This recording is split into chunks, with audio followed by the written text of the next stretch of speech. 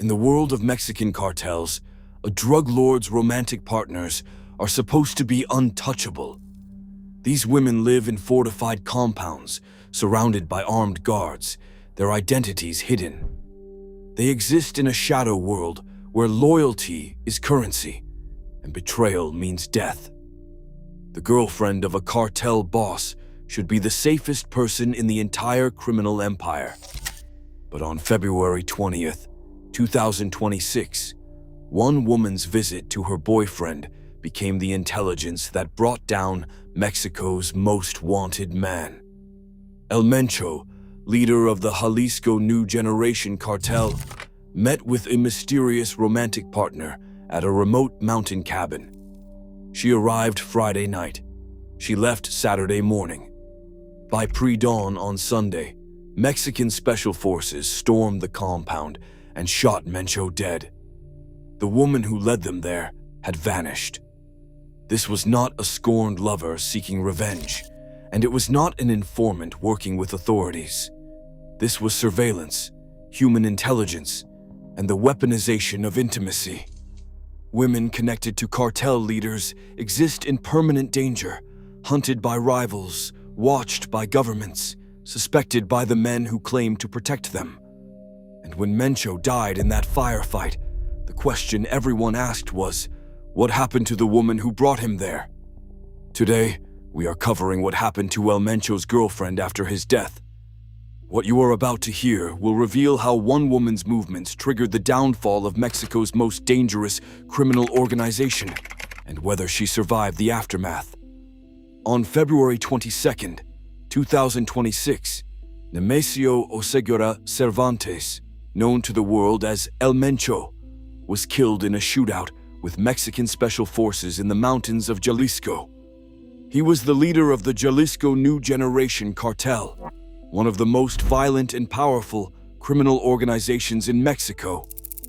The United States had placed a $15 million bounty on his head, the highest reward ever offered for a Mexican drug lord.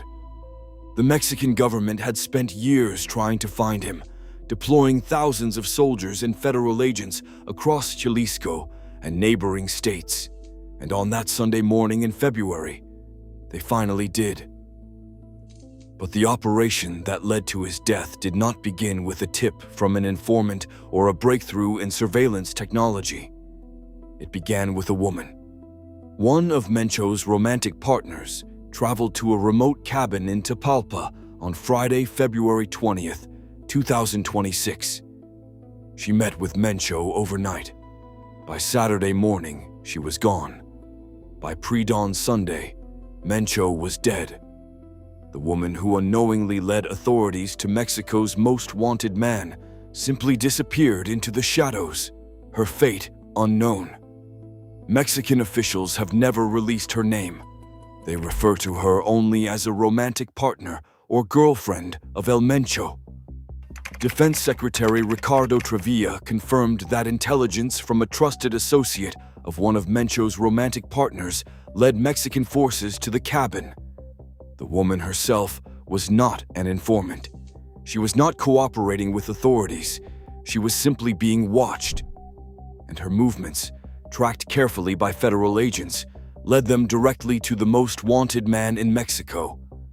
This case revolves around an anonymous woman whose actions, whether intentional or not, preceded the death of a cartel leader. She arrived at Mencho's hideout on Friday. She left on Saturday before the raid.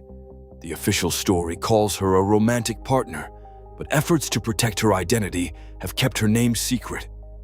What we know comes from Mexican government officials, news reports, and the timeline of events that unfolded that weekend in the mountains of Jalisco. According to Defense Secretary Trevilla, on February 20th, through Central Military Intelligence work, they located a trusted man associated with one of Mencho's romantic partners, who transported her to a facility in the town of Tapalpa, Jalisco. She was close enough to Mencho to arrange secret meetings. She was trusted enough to be brought to his hideout. And she was watched closely enough that her movements gave away his position. Intelligence agencies had likely been monitoring her or her associates for weeks, possibly months, waiting for exactly this kind of breakthrough. Mexican media later identified her as Guadalupe Moreno Carrillo, based on documents from the 2022 Guacamaya leaks hack of Defense Ministry files. She is described as approximately 50 to 55 years old, fair-skinned, and moving in upper circles of Guadalajara society. Those details suggest she was not a typical cartel girlfriend living in hiding, but someone who maintained a relatively public life despite her connection to Mencho. This dual existence may have made her easier to track. Social media rumors named Maria Yulisa, a 26-year-old influencer with 3.5 million Instagram followers. Within hours of Mencho's death, social media posts on X and Facebook falsely claimed the Hermosillo-based influencer was his informant. AI-generated photos purporting to show her with El Mencho, and a viral audio clip circulated widely. She flatly denied involvement in multiple Instagram posts, stating the information circulating was false and without foundation. Official reporting confirmed only that the actual girlfriend's presence in Tapalpa drew the attention of Mexican soldiers. The misinformation campaign against Maria Julisa demonstrated how quickly false narratives spread in the aftermath of high-profile cartel operations. The girlfriend's travel to the mountain cabin was likely meant to be secret, but surveillance operations exposed the plan. Nothing in official sources says she was coerced. All accounts describe her movements as voluntary. She arrived with luggage, stayed overnight, and departed the next morning, as if this were a normal visit. After leaving the cabin, she vanished from public record. It is plausible she was questioned by military intelligence and then released under an assumed identity for her safety.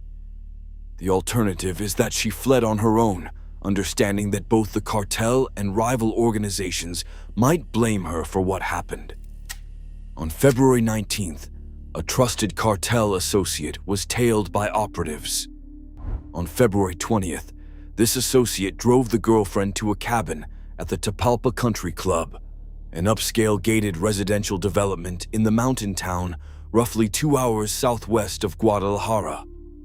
The location was chosen to avoid detection, hidden by heavy terrain and surrounded by dense forest. Tapalpa itself is a small mountain town known for its cool climate and weekend retreats for wealthy Guadalajara residents. The cabin offered Mencho the perfect cover, a legitimate vacation property in a secure development where wealthy families routinely came and went. The United States and Mexico had been exchanging intelligence on the CJNG for months.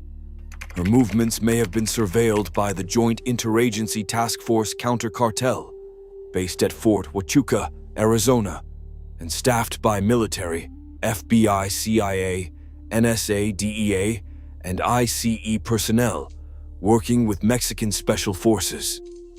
This multi-agency collaboration had intensified throughout 2025 as pressure mounted on the CJNG. The $15 million bounty on Mencho, raised from $10 million in December 2024, reflected the urgency both governments felt about eliminating him. Mencho had approximately 10 bodyguards present at the cabin. The girlfriend was driven by an associate, showing this visit was premeditated by Mencho's network. She brought supplies and clothes with her, suggesting she planned to stay at least one night, possibly longer.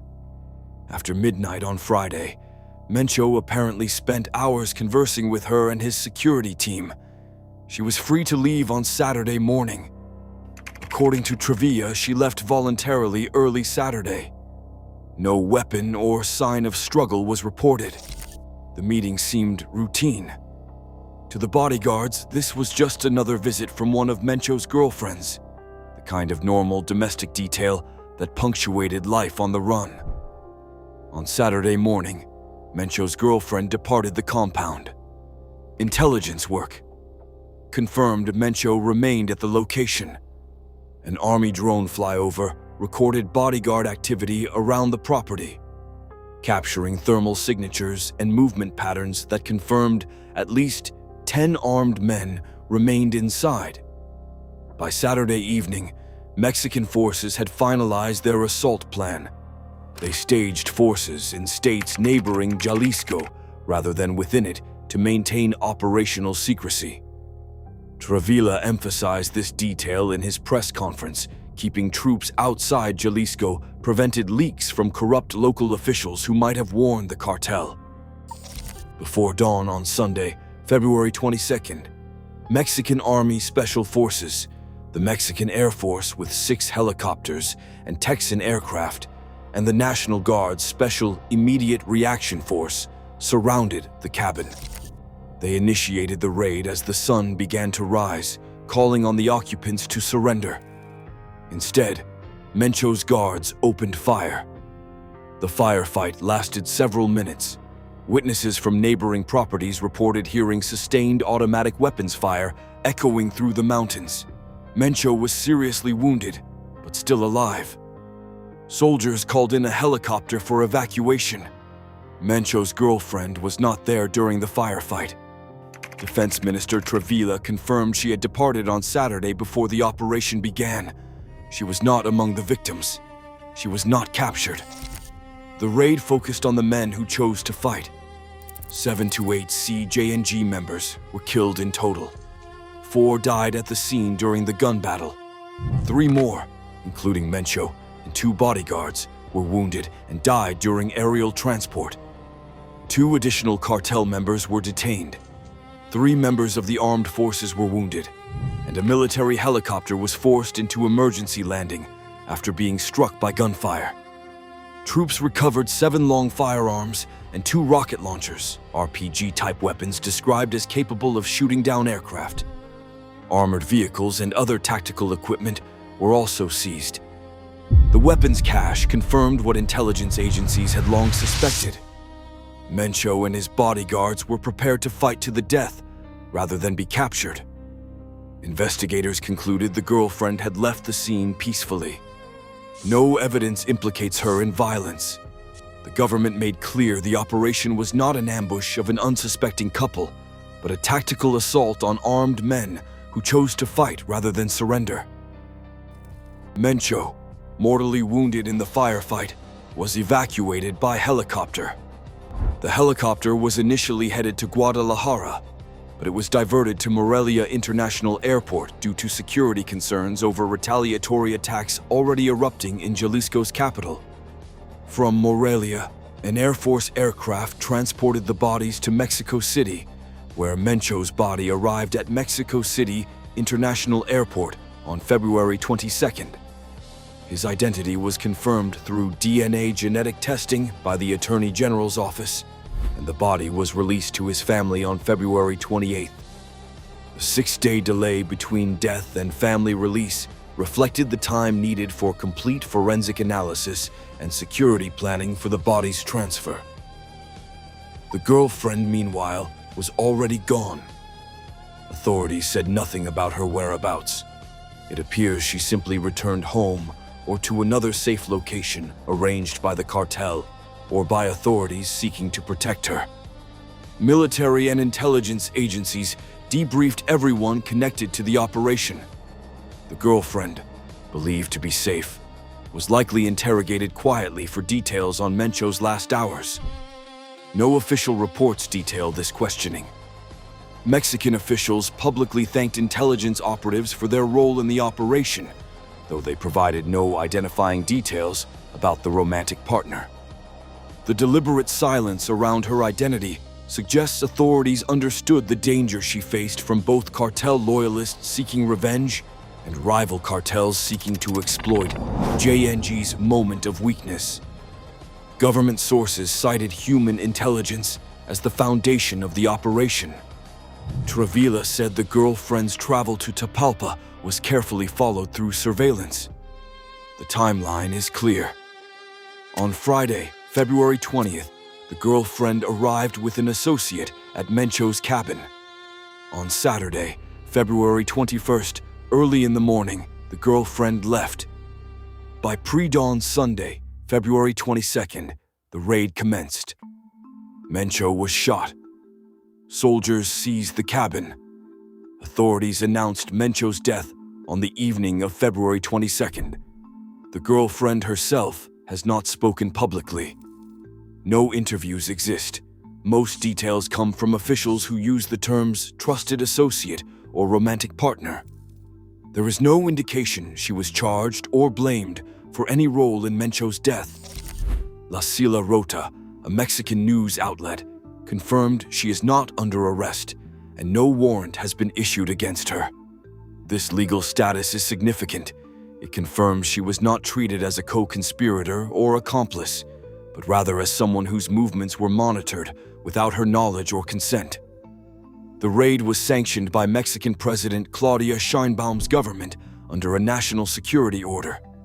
This was a military counter-narcotics action. Sedena announced the operation on social media, stating the goal was a live arrest under the federal firearms law. No trial for Mencho occurred because he died in the firefight. Officials, including Defense Minister Trevilla and Security Minister Omar Garcia Harfuch, held press conferences after the operation. Trevilla confirmed a girlfriend's help, but gave no name. They stressed that Mencho's cartel was now without its leader. The girlfriend was treated as an unwitting asset whose movements were monitored by intelligence agencies. Mencho's death ended any possibility of prosecution. The girlfriend, having provided crucial information through her tracked movements, was not charged. She is not officially acknowledged by name in any government documents. The United States Drug Enforcement Administration, DEA, had offered $15 million for Mencho, but no reward was publicly paid to any individual. United States intelligence aided the raid through the Joint Interagency Task Force counter, Cartel, but had no direct operational role. The White House confirmed United States involvement through Press Secretary Caroline Leavitt, who stated the United States provided intelligence support to the Mexican government. The Pentagon and Northcom explicitly declined direct credit, calling it a Mexican military operation. Since Mencho died in combat, there was no sentencing. His girlfriend faces no charges. President Sheinbaum said the raid would change Mexico's security landscape. No legal case was filed against the girlfriend. She effectively vanished from public view after leaving the cabin that Saturday morning. In Jalisco, cartel reprisals followed the raid with catastrophic intensity. Reprisals began within hours on February 22nd. Vehicles including cars, trucks, and buses were set ablaze across Jalisco and beyond to create narco-bloqueos, roadblocks made of burning vehicles. Major news outlets published photographs of charred vehicles in Guadalajara, along highways, and in Puerto Vallarta. Convenience stores, pharmacies, gas stations, and at least one Costco were torched. The violence extended far beyond burning trucks. 25 National Guard members were killed in 6 separate attacks in Jalisco, including a captain assassinated by a car bomb. Violence erupted across 20 to 22 of Mexico's 32 states, with between 80 and 252 narco-bloqueos erected. The total death toll exceeded 70 people, including soldiers, cartel members, a state police officer, a security guard, and a civilian woman. Hugo Cesar Macias Urena, known as El Tuli, was identified as the coordinator of retaliatory violence who offered bounties of 20,000 pesos per killed soldier. He was tracked to El Grulo, Jalisco, and killed by a paratrooper brigade. He was found carrying 7.2 million pesos and approximately $1 million in United States currency. Airlines including Southwest, Alaska, Air Canada, and Delta canceled flights to Puerto Vallarta and Guadalajara. The United States Embassy issued shelter-in-place advisories for over 10 states and activated a 24-hour crisis hotline. Jalisco's Code Red was lifted on February 25th. Schools reopened on February 26th. Approximately 2,500 additional troops were deployed to Jalisco, with 10,000 soldiers serving as deterrent across affected regions. No attacks on the girlfriend were reported publicly. Some speculation suggested cartel enforcers might target anyone who knew too much about Mencho's location, but no evidence surfaced that the girlfriend was harmed. This silence may indicate she was successfully hidden by authorities, or that the cartel understood she had been surveilled without her knowledge. This story reveals how a cartel leader's personal life became his downfall. A trusted associate from Mencho's inner circle passed information, whether knowingly or through surveillance, that turned the tables on one of Mexico's most wanted men. The girlfriend's role, though she may never have intended it, was pivotal. Her visit to that cabin, her departure the next morning, and the intelligence operation tracking her every move set the stage for the end of El Mencho. The question of whether she was a willing informant or simply a woman whose movements were monitored remains unanswered. Officially, her identity is a secret. Her current whereabouts are unknown. Whether she lives under protection, under a new identity, or in hiding from those who might blame her for Mencho's death, the Mexican government has chosen to keep that information sealed. What is certain is that on February 22nd, 2026, her actions led to the death of Mexico's most dangerous cartel leader. And in the world she came from, that kind of connection carries consequences that last long after the gunfire stops. If you enjoyed this deep dive into what happened to El Mencho's girlfriend after his death, make sure to subscribe. I'll see you in the next video.